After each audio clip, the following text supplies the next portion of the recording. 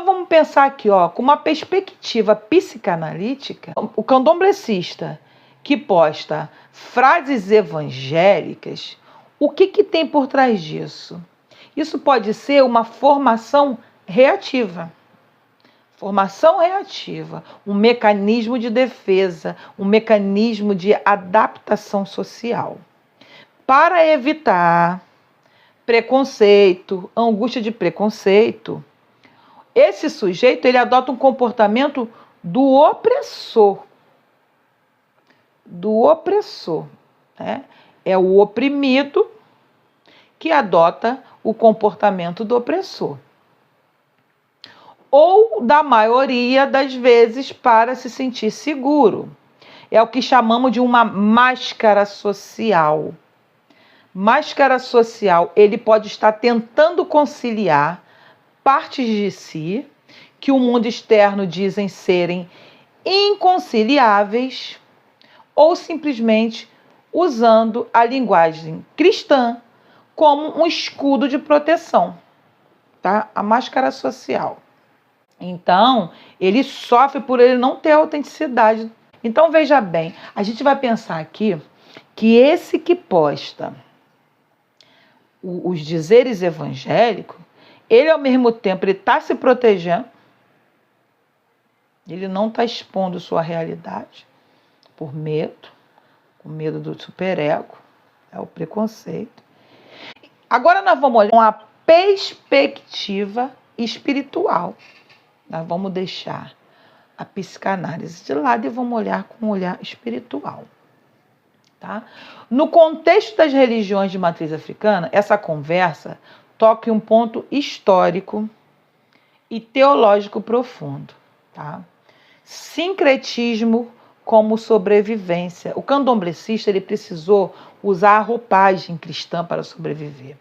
Para a espiritualidade, postar frases evangélicas pode ser visto por alguns como uma herança desse sincretismo, uma herança do que foi escondido, ou por outros como uma falta de axé, uma força vital, não tem aquela força de encarar e se assumir a própria identidade espiritual. Tá? O segredo. Existe no candomblé o conceito de que o que dá força é o segredo. O candomblé ele tem isso. O segredo no sagrado. Quanto mais se expõe, quanto mais é dito, quanto mais é revelado, perde-se força. Tem muito a ver com o esconder. O esconder. Tá? O candomblé vem há muitos anos. Né? Os antigos, eles não abriam muitas portas dos segredos. Para você aprender, você precisava fazer parte. Tá ali, se iniciar, estar no terreiro, trabalhar, participar, e é assim que se aprendia. Agora não, agora tem muito material, agora tem muitas coisas faladas na internet, existe muita disputa de quem faz melhor, quem não faz, e nessa aí vão colocando segredo, cada um botando uma pimenta a mais, um ió a mais, um salzinho a mais, e vai embora. Então está tudo muito exposto. Então aqui o segredo, existe no candomblé o conceito de que o que dá força é o segredo. Ele pode estar evocando esse princípio. A ideia de que a espiritualidade deve ser vivida no íntimo do terreiro e não marcado em redes sociais. Essa talvez seja um pouco também da resposta desse colega que não se expõe e se mascara atrás dos dizeres evangélicos. Um outro olhar espiritualizado que a gente tem que ver aí é uma intolerância internalizada. Tá? O conflito entre os dois mostra como o racismo religioso e o dogma cristão ainda habita no inconsciente dos praticantes do candomblé, mesmo estando hoje nos seus terreiros, mesmo estando hoje no candomblé, eles ainda brigam usando réguas de julgamento que vêm de fora. Faz sentido, faz muito sentido. Tá? Dá para a gente chegar aqui e ter uma análise né, um entendimento dele. O conflito psíquico do personagem que posta as frases evangélicas é o que? Buscar pertencimento, uma segurança. Ele tem um ego frágil perante o social. É difícil, gente. As pessoas precisam realmente de terapia, as pessoas precisam realmente cuidar muito do Ori, independente de serem iniciados ou não, em que lugar ele está dentro do candomblé, se ele está começando, se ele já é um ebame, se ele é antigo, ou até às vezes é um babalorixá. O autoconhecimento, tá? Porque o autoconhecimento ele vai atravessar essa jornada com as feridas que ainda doem, da tirania, tá? E a visão espiritual nessa síntese, vamos resumindo aqui, que o que posta as frases evangélicas, o sincretismo ou o trânsito religioso, ele é fluido. É a forma que ele está fazendo fluir as coisas dele ali, o sentimento dele. Então você vê, um está postando,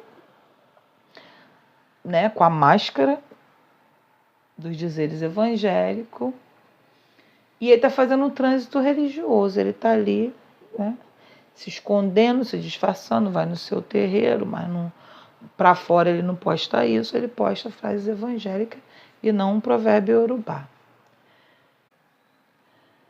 E o que tem aí numa crítica, né? Vamos olhar com uma crítica. Então, olha que interessante, gente. Eu achei muito interessante e eu quero mais perguntas assim. Eu quero falar mais sobre isso, porque uma pessoa veio e escreveu e falou e perguntou e questionou, mas eu tenho certeza que essas angústias, esses conflitos, muitos candomblecistas sentem. Muitas pessoas da Umbanda sentem. Muitas pessoas das religiões afro sentem. Não assumir. O colega não vestir a camisa. Tá? Então, vou chegar aqui numa conclusão da nossa conversa, tá? Que isso tudo é um sintoma de processo de cura em andamento. Tá? A psicanálise sugeriu precisam olhar para as próprias sombras. O que é a sombra é o que vem, fica lá no inconsciente, você não toma consciência do que, por que você está se comportando assim, porque o que é a sombra? A sombra é o que você viveu, né? A ferida que está ali, coisas que... A sombra psíquica também está no internalizado em nós que temos nossos ancestrais, que sofreram, tudo que foi sofrido no nosso ori coletivo, está no nosso inconsciente coletivo. Essas sombras vão estar sempre conosco. A sombra do preconceito, do maltrato, a sombra de ter que se disfarçar, de ter que sincretizar, a sombra de não ter força para assumir, né, o que nós queremos, o que nós temos vontade, os nossos ides, nossos desejos, nossas pulsões, tá? E espiritualmente, o caminho seria um fortalecimento do Ori, tá? Tua cabeça individual, para que uma opinião do mundo ou a necessidade de aprovação externa não interfiram a conexão real com os nossos orixás. No fim, a espiritualidade é sobre liberdade. Quando eu falo aqui, né, fortalecimento do Ori, fortalecer o Ori, não é só você fazer ritual, tomar bori, boriejar, nada disso. Tá? Quando eu venho falar aqui, dentro dessa análise, fortalecer o Ori é esse autoconhecimento, conhecer as nossas sombras, entender o que nos incomoda e entender que isso nos atravessa. E a gente pode se organizar para atravessar, tá, esse processo, essa caminhada. Eu vou dar uma dica aqui para vocês muito interessante, tá, de leitura, que é muito legal, que traz todo esse conceito, toda essa conversa.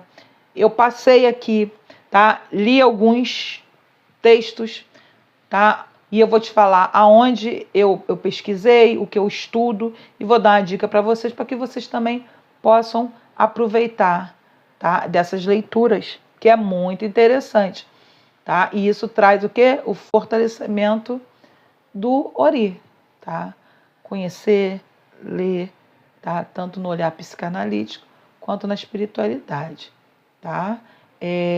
Você, para entender uma fala que teve aqui da máscara social e aceitação, eu indico o livro Peles Negras, Máscaras Brancas, de Francis Fanon. Muito bom, tá? Muito bom. Eu tenho livros do Fanon aqui, eu tenho materiais do Fanon, eu estudei muito Fanon na época que eu estudei a psicanálise, aliás, eu estudo psicanálise até hoje, que a gente nunca para. Fanon, ele vem trazer para a gente o racismo obriga o sujeito a adotar comportamento da cultura dominante para ser visto como gente e evitar ataque. Então aqui, Fanon está falando aqui, sobre esse comportamento. Um outro muito interessante também é da Neuza Santos, Tornar-se Negro. Por que ler esse livro? Tá? Escrito por uma psicanalista brasileira, a Neuza Santos, aborda o sofrimento emocional de quem tenta se ajustar a padrões que não são seus e a dificuldade de aceitar a própria identidade em um país, que é o Brasil, que é muito racista. Muito racista. Então eu indico, tá, esse livro aqui, Tornar-se Negro, da Neuza Santos, tá? Um outro muito interessante aqui, já vem para a parte da espiritualidade, tá? Entender melhor essa espiritualidade, entender melhor o sagrado, tá? Esse sagrado que carrega um monte de bagagem, né? Vamos lá, O Terreiro e a Cidade, Muniz Sodré, muito interessante. O Olhar e o Escutar. Olha, mais interessante ainda, Muniz Sodré também, tá? E se você quiser entender um pouquinho mais de psicanálise, tá? Eu vou indicar alguns livros aqui do Freud, Eu e o It, tá? Sigmund Freud, muito bom. Um outro aqui que eu tô lendo, tá? Tá aqui, praticamente nas minhas mãos, tô lendo muito, muito bom, tá? Que é um livro para a gente olhar, tá? O mundo atual, dentro dessa tecnologia que é a internet, o mundo virtual. A Modernidade Líquida, Zygmunt Bauman, muito bom, gente. Eu continuo lendo Bauman. Tô fazendo uma pesquisa com Bauman agora, que tem muito a ver com o comportamento das pessoas hoje nesse mundo de internet, tá? Essa pesquisa eu estou fazendo porque quando eu venho trazer minhas palestras no terreiro com meus filhos, com meus seguidores, tá? Quando eu faço as minhas viagens, quando eu vou levar palestras. Então, assim, muito interessante. Modernidade líquida, tá? Porque ler ajuda a explicar por que as identidades de hoje são tão fluídas e porque as pessoas elas misturam as tendências, né? Elas misturam as tendências, elas misturam tanta referência, elas fazem um misto de coisas, né? Evangélica, candomblessista, etc. Tudo isso ao mesmo tempo. É o mundo de hoje, tá? Então, gente, um abraço. Espero que vocês tenham gostado. Faça o seguinte, não esqueça, se inscreve no canal, dá um joinha aí também, tá? E comenta se você gostou desse material e podem também fazer as perguntas aqui também nos comentários. Axé!